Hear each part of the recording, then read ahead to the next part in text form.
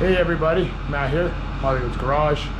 Today is an oil change on the 6.4 Powerstroke with the DFC series, Street Series long block in it.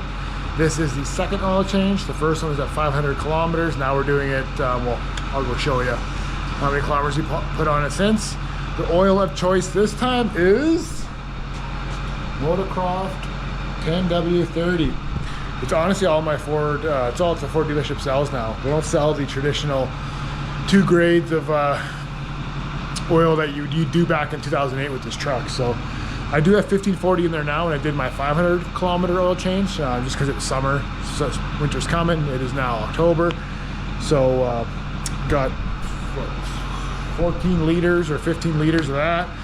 Got myself a Motorcraft. Always use Motorcraft right from Ford. Don't order Amazon because you'll probably get a fake one. Anywho's, let's go look at the kilometers on the truck, see if the oil temp's at, and then we'll bring the truck in. We'll get going. So kilometers on the truck is 301,563. Let's get, so it's got 5,948 since this first oil change. In total, since the engine was installed, it was 6,419 kilometers. So let's get it pulled in. As the oil temp is 144. Not the hottest, but we're pretty much up there. Hot enough anyway. We don't have super hot, but hot enough that it'll drain proper. Let's get it pulled in.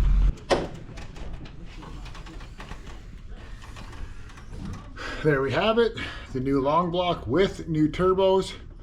Long block, like I said, is a DFC diesel Street Series. Turbos are just rebuilt stalkers from BD Diesel. They're not because of the meat and potatoes. We'll get underneath, we'll get the oil draining, and then while that's draining, we'll loosen up the oil cap, and you know, it's an oil change, guys. But more or less, I want to show you if the filter has any particulates in it, since the engine is new. The first one, go back to my first video, watch that one first if you're really interested in how the first filter went. But this is the first one with, you know, the 6,000 kilometer mark on it. So, which is kind of where I plan on always changing oil. It's around that mark, 6 to 8 tops. And then at the end of this video, stick around. At the end of this video, I have some important stuff to talk about this engine and some of the issues I've had and concerns, which I'll be full disclosure on. Give you my opinion and what I've had, the issues I've had, if you want to call it that, and where they're at right now. But let's get draining. That's why lift the trucks are so good. Changed up my setup to a wrench because that's what I have easily that'll fit.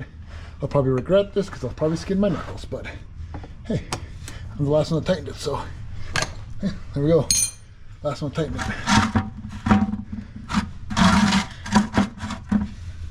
See how much oil I get on my hand. Hopefully not lots.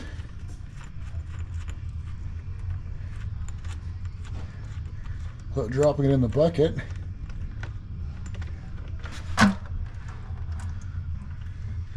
She blick.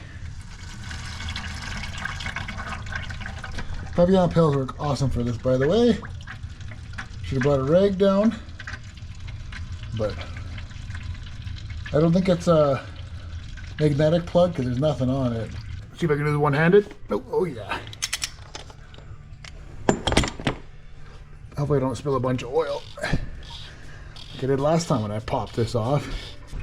Maybe when you break the vacuum with the O-ring, it'll keep siphoning that oil down, because last time I popped this off, it went everywhere. And on a brand new engine, I just don't want that. Sound like it did leak some more. There we go. So smart I would have had a rag up here. So this is also a Mastercraft filter. That's all I use. That's all you're recommended to use on these. So let's go check it out. So let's take a look inside. I don't see nothing shiny as far as metal. My wrench is slipped. As far as metal flakes go, just dirty oil. So far, so good. Let's go check out the filter. So here's the cap. You can see, I don't know if it's really oil. Well, I guess there's oil on the cap. The cap's more of a brownie color, and the oil's black. Let's just try to wipe it, see what happens. Yeah, that's all it is. Black oil, and the cap's a little more browny than black. Here's the proof that she was a Motorcraft filter. So far, I haven't even looked. This is the first time we both looked, or I've looked. You know what, guys? This is actually really good. I don't see nothing. So far, so good on the break-in. Go watch my first video. I break that filter apart and a little bit in that one, which is normal for a new engine. You know, parts got to wear in, mate to themselves, if you want to call it that. But it's awesome, guys. Cool. Well, let's get a new one thrown in there, topped up, and we'll talk about DFC as a whole.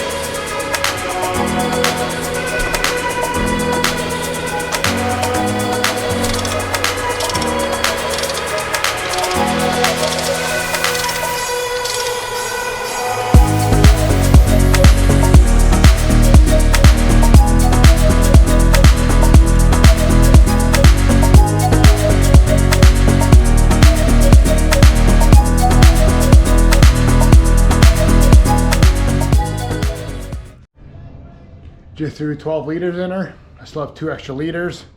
It is a 14-liter one, but we're about 3/4 way up the dipsticks. Still got to fill that all the oil galleries and fill the filter. So start it up, rev it for about 30 seconds. Not really rev it, but idle it for about 30 seconds, shut it off, and check our oil level.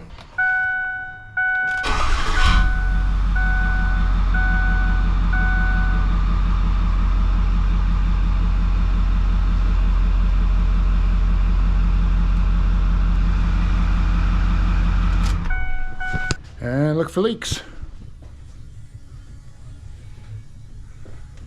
Oil filter looks good.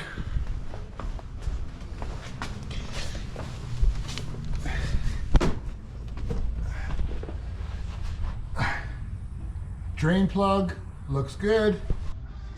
Yep, she dry.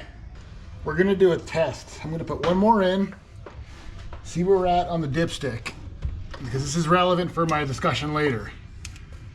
And then we'll put the other one in if needed.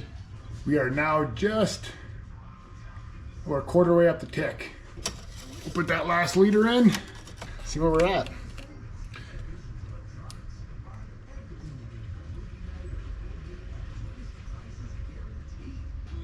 We are at the top, just below the top line. 1x low.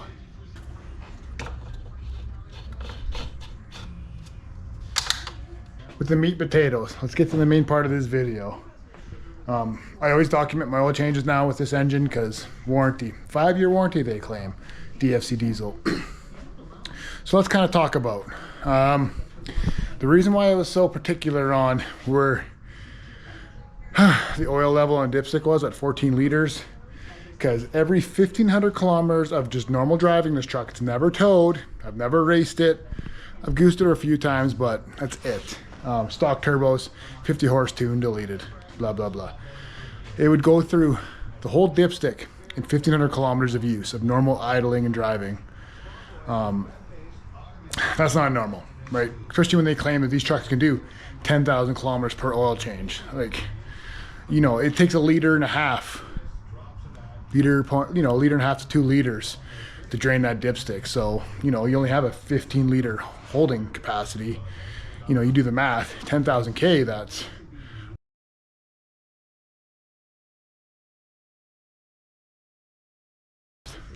you'll have no oil left if you do it, if you don't check your oil regularly like I do. That goes for my car as well too. I check that all the time as well. Safe than sorry. So anyway, that was an issue I had. Second issue I had, which could be because of the first issue, or first issue which happens because of this issue, is a rear main seal leak. So noticed a bit of dripping on the driveway, you know, a little spot, nothing crazy, it wasn't a lot. It would literally leave a spot like that big, parked overnight. The truck barely gets driven. As you can see, I've had this motor in the truck since end of well, maybe February. End of January, beginning of February till now, and it's mid-October. What do I have for kilometers? 6,000-ish with this engine in it, not lots. The rear main seal went. So took it to the same shop that put the truck in, the engine in. You have to go to a registered mechanic to get warranty with DFC. Took it to Alpine Diesel. Told them, I think it's rear main, but take a look. Also told them about the oil consumption. Okay. You know, they had a heck of a time with DFC. Pretty much, yep, it's a rear main seal. DFC asked for a bunch of pictures, check this, check that. I mean, obviously they made them check the downpipe for oil, if there's any going through the turbos and whatnot. That all came back good. It's not burning oil according to them because the downpipe was clean. Only had the little leak rear main. So they're like, okay, we're gonna say that 1,500 kilometer draining the dipstick is from the oil leak. And I'm like, it's not draining that much, guys. It's not leaking that much. Unless it filled up that bell housing to where the rubber plug is. I'll show you that in a bit here. It's not enough room for 2 liters in there. Well, 4, because I've had to top it up twice before in this oil change increment. I didn't really catch wind of it until I was about 3,000 to 4,000 K in. That's when I checked the oil. So I took it in. They dealt with it. They got it changed. So this is what the funny part with DFC is. So they'll only pay $70 an hour for flat for their rate of a mechanic is all they're going to warranty. Try to find a mechanic that's a registered mechanic that'll do it for $150 an hour right now. It's freaking impossible. I think Ford charges $175 an hour now. So I had to pay everything that was above 70 bucks an hour for labor, and they only paid $70 for the seal, and they were told to only use a Ford seal. Alpine Diesel's like, that's funny because we can't even get them for $70. We only get them for like 100, 120 for the rear main seal from Ford. So I had to pay the difference on that. So the labor had to pay the difference of $70 and then the part. Funny part is the seal that came out wasn't even a Ford seal. They used whatever brand they had. I never asked. They said it wasn't a Ford one though. They had to take a bunch of pictures, send it back and forth, send the seal, snail mail, obviously to DFC. Now DFC still hasn't been, so that process of my truck dropped off to when they could finally fix it, because the shop is busy. It's like a week wait, but it was over 2 weeks. They had my truck fixed for almost a week, and they still haven't got paid from DFC. Well, they're like, well, they have 2 options. You can leave it here till we get paid, and you can pay the remaining, or pay the full sum, and we get paid, by we, I mean Alpine Diesel. They'll e-transfer me the difference.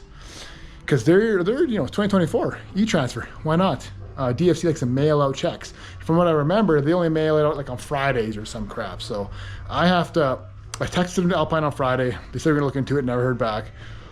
I'll text them again Tuesday, Wednesday, see if they heard something. But so pretty much, guys, it's a month wait to get warranty for a rear main seal. Yeah, I could have done it for cheaper, right? Because I could have bought the seal and did the labor myself. Seal would have been 120 bucks at Ford. And I would have the transmission out in, a day. And change the rear main. Let's say a day and a half, because I've never done the rear main, but I've had the transmission out and changed that out in a previous video. Not a big deal. So I would have saved $700. That's the difference. So the difference, they're going to pay $750. I got to pay the remaining of like $500. It's a kick in the pants, but what do you do? So anyway, I get the truck home from Alpine Diesel back to my house. It's about a 40-minute drive, highway the whole way. And then let's go under the truck and I'll show you what happened. Here we are under the truck. You can see oil residue right there, right there. So when I got the truck home and right there was a drop right here. And I sent a photo to Alpine Diesel, hey, still leaking. So I wiped it up. I'm like, maybe it's just residue, right? Well, guess what? That rubber plug, there's a kind of a space right there. That's where you'd actually do under your torque converter bolts. I took a plug out already, but here it is. It's all covered in oil.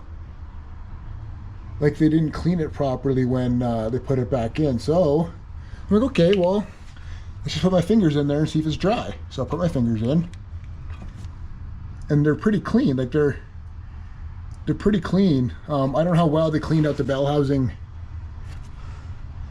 when they had it all apart, but like it seems pretty clean. You know, a little bit of oil residue. So I'm going to chalk it up to the rubber having oil in the passages here, and that's what leaked out when it got warm, because it's on this side of the flange. It's not through here. It was on this side. So I'm going to clean this all up, clean this up, put it back in, and monitor it in the future, as well as my oil level to see if that goes down now. So, but it's documented now with the previous one that it went down before me prior, but now with this seal fixed, it shouldn't go down anymore, right? So that's the theory. But let me just clean this up and I'll talk more when I'm up at the truck. So there you have it. Cleaned up that seal, put it back. I'll keep an eye on it. So there you have it, the DFC. If you're contemplating getting one, I'm not going to talk good or bad about them. The engine itself hasn't made any weird noises. It starts every time. Everything's been good. The only issues I've had has been 2 leaky rad hoses. These things are notorious for leaking. I have the aftermarket Napa ones now, the dual O-rings, but regardless, other than that, the engine itself has been good. Just their warranty. Take that with a grain of salt. But okay, guys, well, hopefully enjoyed the video. Please like, subscribe, and all of that stuff. It all helps, and we'll catch you in the next one.